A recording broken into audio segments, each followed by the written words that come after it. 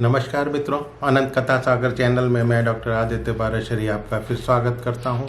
महाभारत कथाओं की श्रृंखला को आगे बढ़ाते हुए वन पर्व की कथाएं चल रही हैं।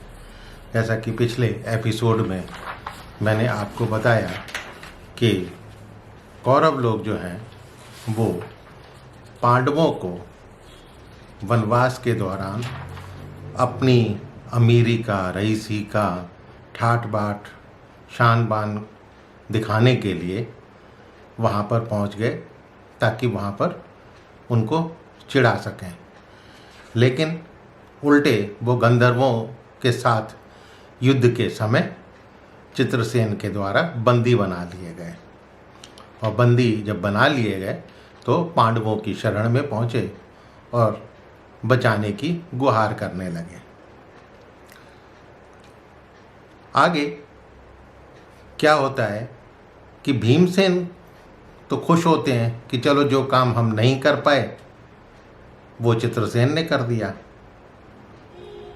लेकिन युधिष्ठिर ने अपने भाइयों को समझाने की कोशिश करी कि भाई ये कौरव लोग हमारी शरण में आए हैं और ऐसे समय कड़वी बातें नहीं बोलनी चाहिए, बैर नहीं रखना चाहिए।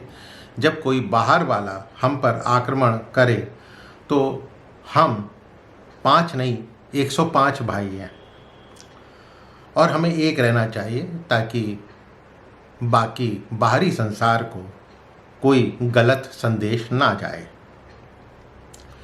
ये बातें सुनकर भी भीमसेन जो है अपना गुस्से में, क्रोध में बिनबिना रहे थे कि भैया आपको क्या याद नहीं है कि लाक्षागृह में हम लोगों को भस्म करने का षड्यंत्र दुर्योधन ने ही रचा था, और इसी ने मेरे भोजन में जो है कालकूट विष मिलाकर जो लतापास से बांधकर गंगा जी में भेज दिया था, वो तो विधाते ने ही हमारी रक्षा करी थी।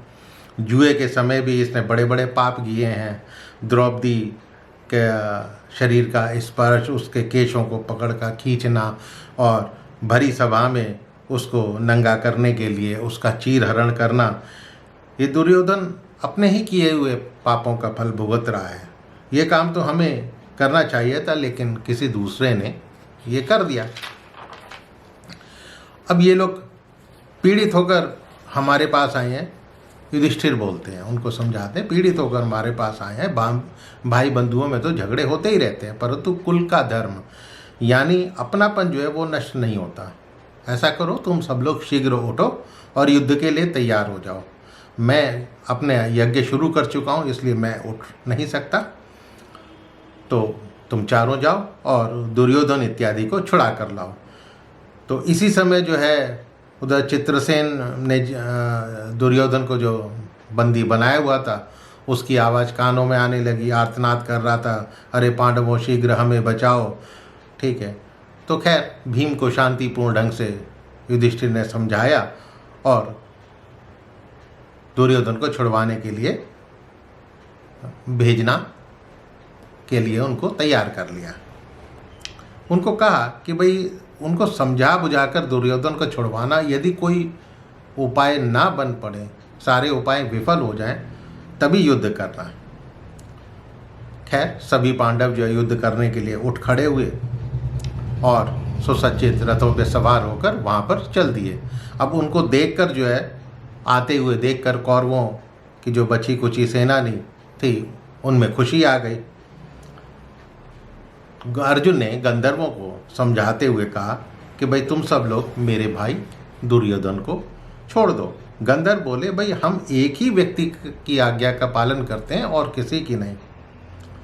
अर्जुन बोले, भाई स्त्रियों का अपहरण करना और मनुष्यों के साथ युद्ध जो है गंधर्व राज चित्रसेन को शोभा नहीं देता। लेकिन गंधर्व जब समझाने बुझाने पर भी नहीं माने तो अर्जुन ने बाणों की वर्षा शुरू कर दी। सारे गंधर्व जो हैं वो एक साथ टूट पड़े।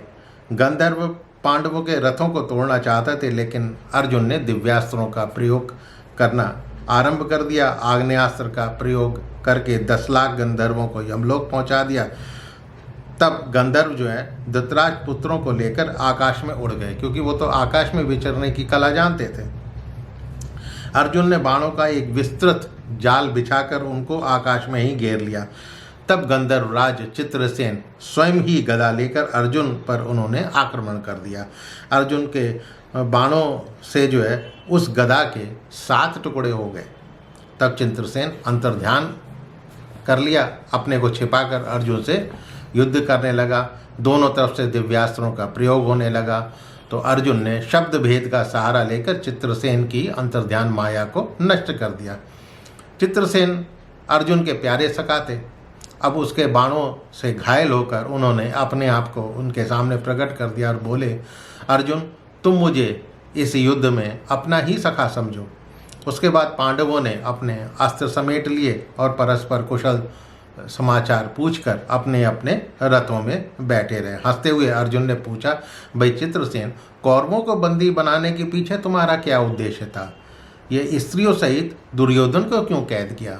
तो चित्रसेन बोले, इंद्र को स्वर्ग में ही पापी दुर्योधन और कर्ण के उद्देश्य का पता लग गया था कि ये लोग आपको वन में इस अवस्था में देखकर दुखी करने का निश्चय करके आए हैं।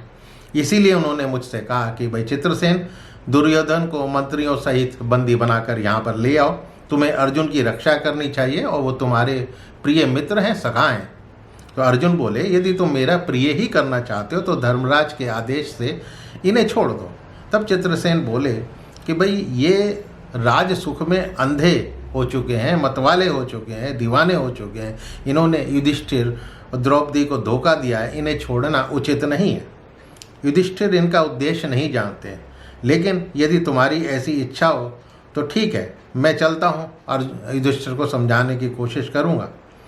तो अर्जुन के साथ वो लोग युधिष्ठिर के पास पहुँचे। अर्जुन ने सब चीज़ युधिष्ठिर को बताई और तब उन्होंने कौरवों के बंधन से छुड़ाकर गंधर्वों की प्रशंसा की।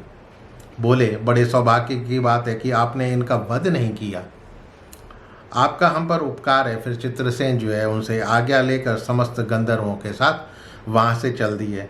अब इंद्र ने मरे हुए गंधर्वों को अमृत वर्षा करके फिर से जीवित कर दिया। तब युधिष्ठिर ने दुर्योधन से कहा, फिर ऐसा दुस्साहस मत करना, ऐसा मनुष्य कभी सुखी नहीं होता।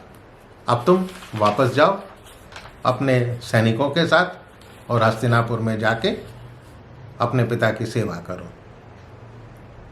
तो ये कथा कि जब पांडवों को गंधर्वों से युद्ध करना पड़ा, इसको यहीं विराम देता हूँ। आशा करता हूँ कि आपको ये कथाएं पसंद आ रही होंगी। यदि पसंद आ रही हो तो अपने इष्ट मित्रों से इस कथा को शेयर करना मत भूलिएगा और मेरे चैनल को सब्सक्राइब अवश्य कीजिएगा। मिलता हूँ अगली कथा में, अगले एपिसोड में। तब तक के लिए नमस्कार।